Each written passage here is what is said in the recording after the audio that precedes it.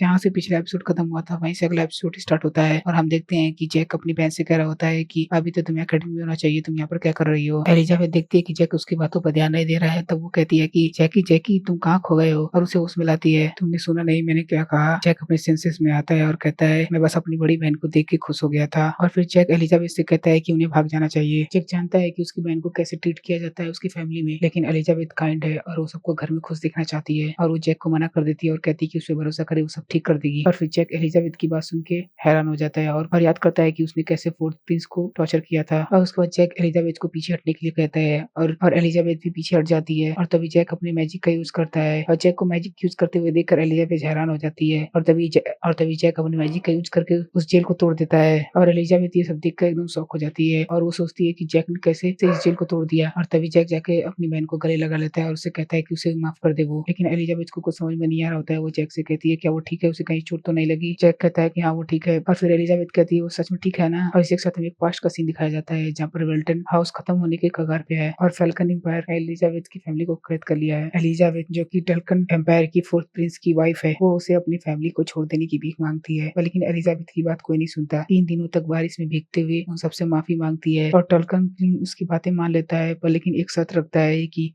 Elizabeth को लेकिन उसे फोर्थ प्रिंस, थर्ड प्रिंस और उसका स्लेव बनना होगा। एलिजाबेथ के पास कोई और चारा नहीं होता है और स्लेव बनने के लिए मान जाती है और एलिजाबेथ एक स्लेव बन गई जिसको हर कोई यूज कर सकता और उसके मजे लेता। और लेकिन जैसे ही जैक को ये सब पता चला वो पूरे टर्कन एम्पायर को डिस्ट्रॉय कर दिया और साथ ही उसने उन लोग को भी मार दिया जो टर्कन एम्पायर से कनेक्शन रखते थे और उसने बूढ़े बच्चों और जवान सभी को मार दिया और वो ऐसे एक मर्सिलेस मॉन्स्टर बन गया। और इसके बाद हमें प्रेजेंट का सीन दिखाया जाता है जहाँ पर जैक अपनी बहन को गले लगा लेता है और उससे कहता है कि इस बार उसे वो सेक्रीफाइस नहीं होने देगा। अगले सीन में हमें एलिजा को दिखाया जाता है जो कि लॉर्ड से मिलने गई होती है और वो लॉर्ड से कहती है कि उसे जैक को छोड़ देना चाहिए। तो लॉर्ड कहते हैं आखिर क्यों छोड़ देना चाहिए। तो एलिजाबेथ कहती है क्योंकि उसने ब्लैक मैजिक नहीं सीखा है। तो लॉर्ड कहते हैं मैं ये बात जानता हूँ, बस उसने दूसरों का मुंह बंद करने के लिए ऐसा कहा है। लॉर्ड एलिजाबेथ से कहता है कि उसे अपनी डेस्टिनी को एक्सेप्ट करना होगा तब वो जैक को छोड़ देगा। ये सुन के वो दुखी हो जाती है कि उसका फेथ पहले से ही डिसाइडेड है और अब वो कुछ नहीं कर सकती। सीन कट होता है और उसे अगली सुबह का दिन दिखाया जाता है जहाँ पर जैक सो के उठता है तो उसके सामने एक नाइट आता है जो कि कहता है कि उसे जेल से रिलीज किया जा रहा है। पर लेकिन जैक को उसका एटीट्यूड पसंद नहीं आता, पर लेकिन उस अपने आप को कंट्रोल करता है और जानता है कि उसकी फैमिली में उसकी क्या इज्जत है। जैक उस नाइट को थैंक्स कहता है और उससे अपने कपड़े लेने लगता है, पर लेकिन वो नाइट उसको कपड़े नहीं देता। तो जैक उससे कहता है आखिरकार तुम क्या कर रहे हो। वो जैक का मजाक उड़ाता है और उसे एनोइंग कहता है और तभी जैक उससे कहता है कि मैं तुम्हारा क्या लगता हूँ। वो नाइट घबरा जाता है और अपना पैर पीछे हटाने लगता है और कहता है कि वो लेकिन अब जैक का कोई इरादा नहीं था उस नाइट को छोड़ने के लिए, इसीलिए वो पावरफुल पॉइंट चार्ज करता है और उसको कूट देता है। इसके साथ हम जैक को देखते हैं जो कि अपने घर के बाहर खड़ा होता है, तभी उसको पीछे से कोई बुलाता है यंग मास्टर। तो जैक पीछे मुड़ के देखता है तो ये रॉन होता है जो कि जैक से कहता है कि आप वापस आ गए। और उसके बाद वो जैक के पास जाता है और उससे कहता है कि तुम्हें कहीं चोट तो नहीं लगी। और तब जैक कहता है नहीं वो ठीक है। और तभी जैक उसके कपड़ों पे खून का नोटिस करता है और कहता है कि आप मुझसे झूठ बोल रहे हैं। जैक रॉन को शांत कराता है और उससे कहता है कि वो उसका खून नहीं है। तभी जैक अपने आसपास देखता है और कहता है कि यहाँ पर कुछ ज्यादा लोग नहीं है। तभी रॉन कहता है यहाँ पर 10 सोल्जर और एक आयरन ब्लैक कैप्टन को असाइन किया गया है। जैक को कोई हैरानी नहीं होती और वो कहता है आयरन ब्लैक कैप्टन, जरूर उसका नाम पेज होगा। रॉन कहता है वो सही है। जैक कहता है बेचारा कामिन है। जैक को पता होता है कि उस नाइट के बड़े बड़े सपने हैं और उसके सारे सपने टूट जाएंगे क्योंकि उसको उसके पीछे लगा दिया गया है। उतने में एक नाइट पेज को कुछ बताता है और तभी जैक कहता है अपने मन में कि उसे जरूर पता चल गया होगा जेल के बारे में। और तभी पेज जैक के पास आता है और उसे ग्रीट करता है और उससे जेल के बारे में पूछता है। जैक हैरान आ जाता है कि उसने इतना पोलाइटली उसके साथ बिहेव किया। पेज घबराते हुए जैक से पूछता है कि उसे एक रिपोर्ट मिली है कि यंग मास्टर ने जेल में एक गार्ड को बहुत बुरी तरह पीटा है। तभी रॉन उस नाइट से